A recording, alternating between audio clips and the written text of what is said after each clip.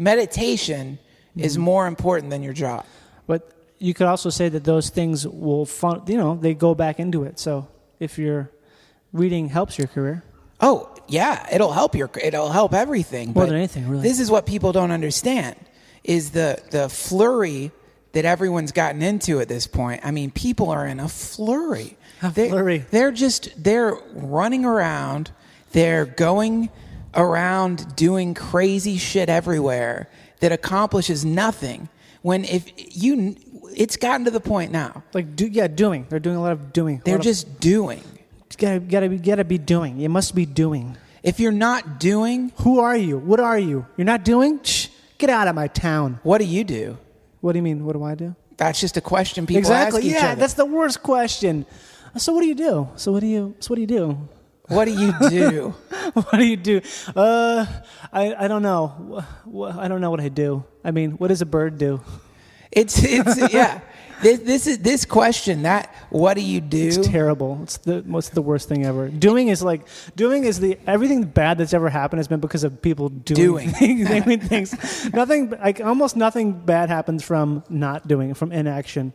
Good God Almighty, man. These people are cultists. Everyone rails against the poor Scientologists. They do, yeah. But you want to talk about the real cult? It's the doers. It's the doers. It's the, I guess you could say it's the capitalist machine. You could say it's the... the machine is comprised of doers. And yeah. I want to talk about the particulates in the machine. I've been a doer often. Oh, God, Johnny. So have you. We all have been doers. You've been a doer. You've been a doer. I've been a doer. Yeah. But thank God I had this amazing chance to have an excuse to not do anything. Right, because you got struck down by the lightning finger. 2 fucking months. Yeah. I got a 2-month bench period, and during that time, I got to not do. And don't get me wrong, I like doing.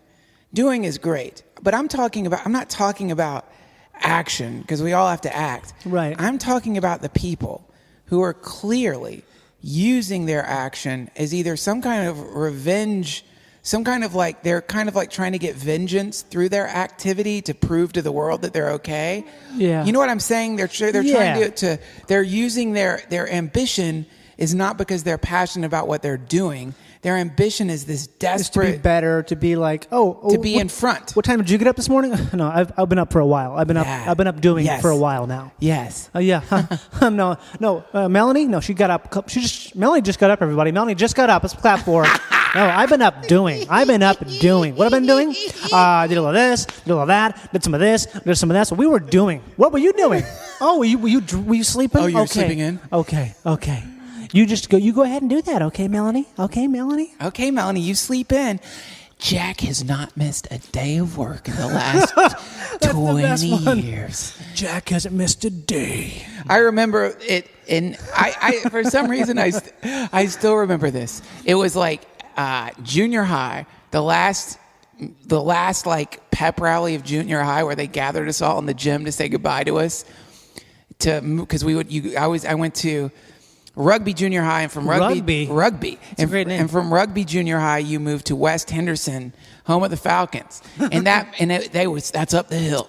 The high school was up the hill, and I remember the principal at Rugby coming out and giving this speech about how you're all going to move up the hill, and things are different up the hill. And they gave an award. This is the thing, they gave an award, and the award was to this weird kid who hadn't missed one day of class. It's always a weird kid. In 3 years, he didn't miss one day. Not one day. That's the ultimate, that's a mini doer who's like, it's that, or like you'll hear it about comedians too. Oh yeah. Oh, Jackie Flips. No, he had his appendix had exploded, but he still did his 15 minutes out of the Comedy Store that night. Yeah. Doing. I played a gig on bass when I had an IV in my arm. That was doing. Maybe it wasn't doing. Maybe it was just, I don't know. But in our society, what's rewarded is not so much what is being done. It's the doing. Yeah, the fact, you built the house. Or you built the suburbs. You did it. You did the thing. I made the tea at least. Action, action, action, action. Wake up, get going. Wake up, get going.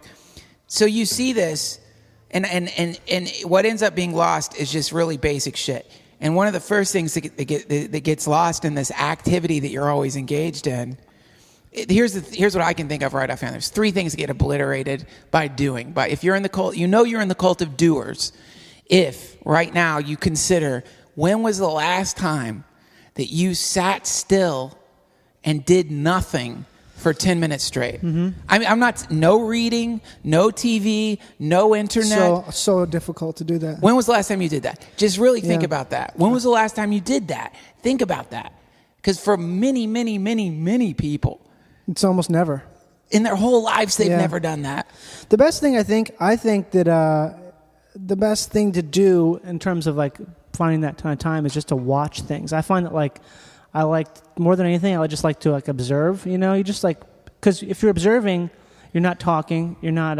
All you're doing is watching. You're just watching what's happening. And if you go places, there's a lot of places that are very conducive to just looking and watching and observing. Like if you go to like the Huntington Gardens or something like that. Sure. If you go, or any place where you can watch things, watch nature, and just sort of, you're just observing it. And it's weird when you don't say anything and you're quiet, how many things come forth because you're allowing them to present themselves. Damn right. And also if you go and you decide to actually get out of your man-made cave and head out into nature and sit still and just sit still in nature, you will find there is a really creepy amount of guilt that comes up. Like, you're supposed to be, it's such a weird thing to just be out in nature, sitting still, not doing anything. There's this sense inside of you that's like, what are you doing? Yeah. Oh, okay. What time is it? What time? what time is? What's next? What's next for the day? What are you doing? What are you doing? Why are you just sitting here? Man, it's a real fucking mess. I mean, we're talking like deep level brainwashing has been inflicted on this species. Yeah, it's getting worse too. I think it probably is getting worse because just how much noise is in the environment. We have a significant amount of noise, and noise makes it hard to be. It's very easy to be distracted because of all the noise. Yeah. Well, I mean, but the noise, you can absorb the noise. We're just talking about this like act, the act of you think you're free, but find a time that you normally would be doing and sit down and read for 2 hours and then tell me you're free. Because you're not. Because just finding those 2 hours to sit and read, for a lot of people, they're like, oh, God. Oh, to have that time. To have the time to carve out.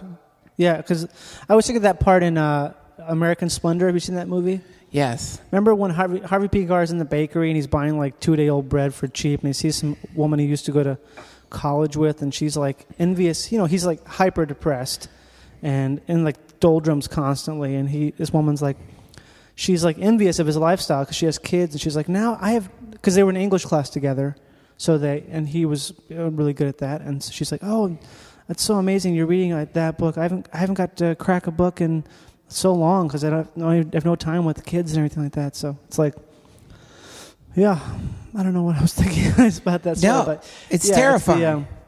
But if you don't have kids, you still not. I just think of like, you know, being in LA, we get to be around people who have the ambition of Napoleon. They're crazy. Yeah, this town is like crazy driven. It's like you'd never see people who are so type A, just ready to cut down whatever jungle is in front of them. But why do those people always seem so pissed? I think it's because, I don't know, that's funny. I guess it's because maybe like the anger comes out of that action because they're so driven. It's like a part of the same thing, you know? It's like a part of the thing where they're, it's the aggression. Yeah.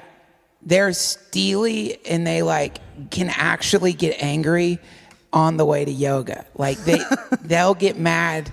They'll everything they do has this underlying current of anger beneath it. It's like they're actors usually, or they're producers, but in the midst of the process of acting like something or producing something, the fuel behind it is this bizarre competitive rage. I think a lot of times, there's a hummingbird right there, by the way. They hang out in that window, and I love them. It's very pretty.